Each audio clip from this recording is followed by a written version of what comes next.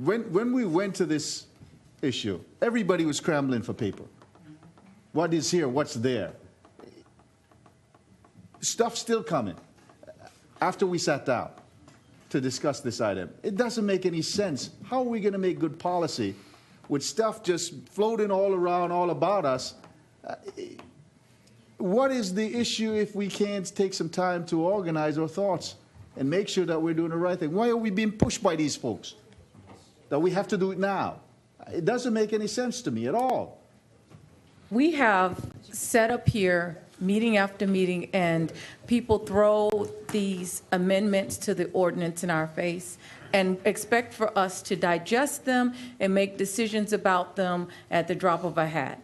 I'm going to make a motion today to handle the agenda item the way that it is and defer every single one of these amendments until another meeting, at which time everybody can have an opportunity to read them and to go through them and understand them and compare them. Yeah. Every time I come to a county commission meeting to make a decision, I went home, I looked at what was in front of me, and I made a decision. Now I'm here and I'm getting pieces of paper constantly shoved in my face, and all of you people out there are going to say, oh, the Broward County Commission was steamrolled. They were bulldozed. Well, I wasn't.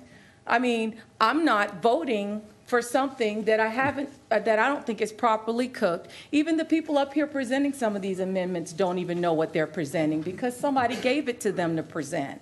And, you know, as far as campaign contributions are concerned, let me just state that if that was what was going on up here, then I guess I'd be voting for Uber because Mike Moskowitz and Floridian Partners gave me money too, Mr. King.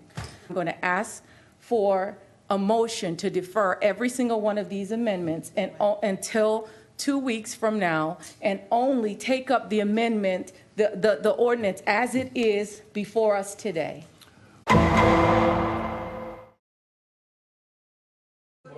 What we're talking about is after an hour certain, there is a rule that a meeting will end unless a supermajority wants to continue. And so we're on a 5-4 push to keep this thing going right now. And I think we're developing very poor policy at this point forward. Mayor, with all due respect, I disagree with you. I disagree with you. To say that publicly, I think, is absolutely wrong. I do not believe anything we've done is bad policy. I think my amendment is good policy. We got a long ways to go. That may be true, but everything we've done, I think, has been good policy. You're right, and that's why I wanted to stop at this point. Since last August. I like the way people say we're rushing into it. When you do your background checks and something pops up, that the applicant was convicted of a crime, and it doesn't tell you whether that person has completed his or her sentence and is on probation or off probation. There's no database that has that information that you can tap?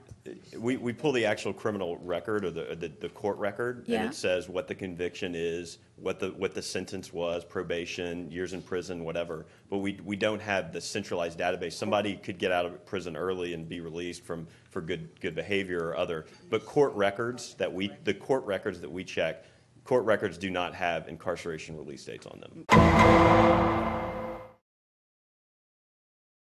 In Florida, you can look up release dates from inmates by just going to the Department of Corrections website.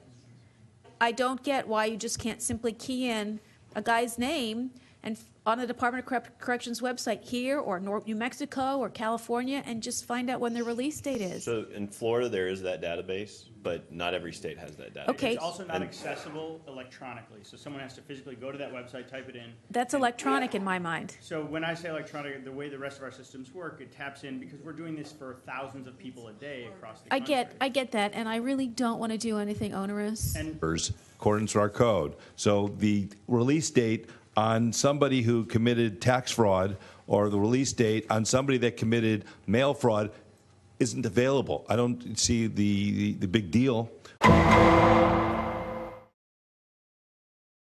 But the other part of the ordinance under I, again, it has to do with the background check. It has to do with I has to do with the background check, and I-1 has to do with the, again, if the background check reveals this information, this certain information. It's pretty self-explanatory. So are you saying that you would want that back in there? No, I don't want a convicted felon. I told them they needed to do level background checks level two a long time ago. But what's I'm your point? saying, it says his civil residency rights have been restored. I've never heard of, sorry, in 32 years as a lawyer, what civil residency rights. I mean, I'm just sorry, Well, I'm you the not lawyer familiar with that made that. the amendment, right? Pardon me? I said, but you the lawyer that drew this No, amendment up? I submit, I don't remember, to be honest. Okay. Like, if I could, Barbara, can just, All right. number one, this is done so long ago. We've been working on this for a long time. Like, number one, I was wrong. That was, now I recall, was for number one. And so, I guess anyway.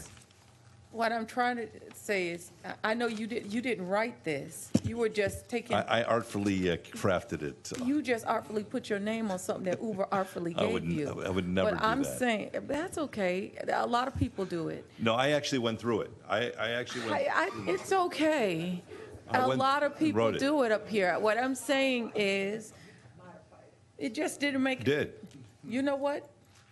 Pass it.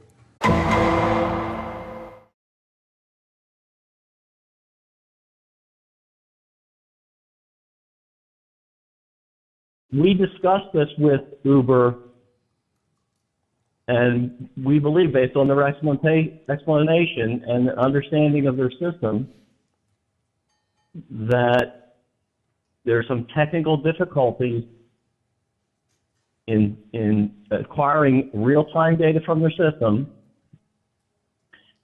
And we also believe that, absent some additional procedures, even the real-time transfer of information given their system could cause us problems in determining the accuracy of that information.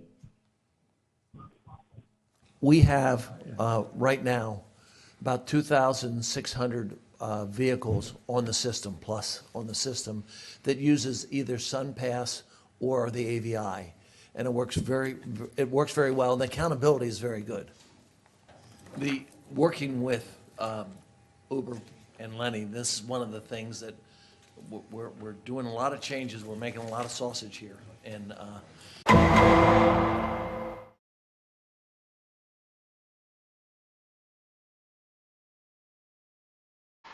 the way people say we're rushing into it.